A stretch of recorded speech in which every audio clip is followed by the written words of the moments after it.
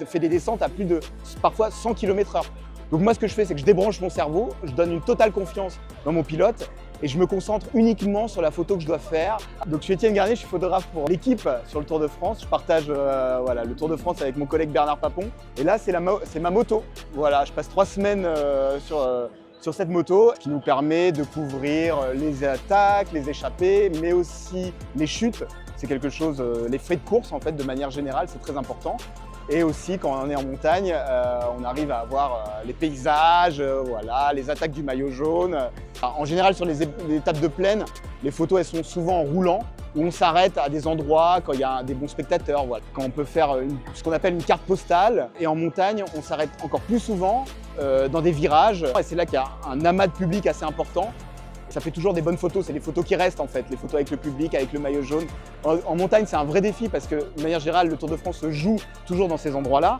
Et il faut avoir une vraie confiance dans le pilote de la moto parce qu'on fait des descentes à plus de parfois 100 km/h. Donc moi ce que je fais, c'est que je débranche mon cerveau, je donne une totale confiance dans mon pilote et je me concentre uniquement sur la photo que je dois faire. Il faut faire attention aussi aux coureurs parce qu'évidemment, il ne s'agirait pas de faire tomber le maillot jaune. Il faut être aussi le plus discret possible dans la course, laisser la progression pour le résultat sportif, mais aussi, par exemple, il y a des petites spécificités. On ne doit pas passer devant les caméras de la télé. Voilà.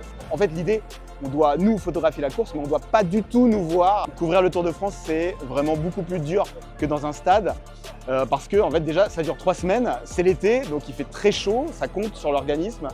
Et du coup, on a une vraie préparation physique 1 mois avant le tour. Voilà, on commence à se reposer, on commence à faire des petites séances à la salle de sport, voilà, pour être toujours frais au bout de 3 semaines.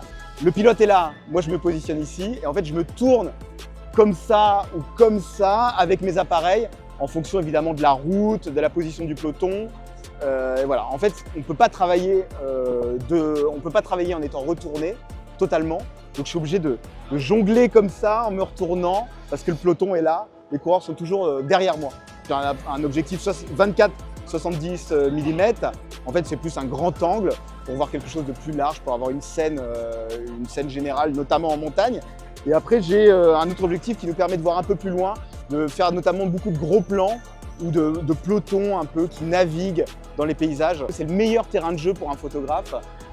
C'est très varié, voilà, on peut jouer avec les paysages, jouer avec la course, jouer avec le public. Ça, il n'y a que ce sport et que le Tour de France qui peut offrir ça.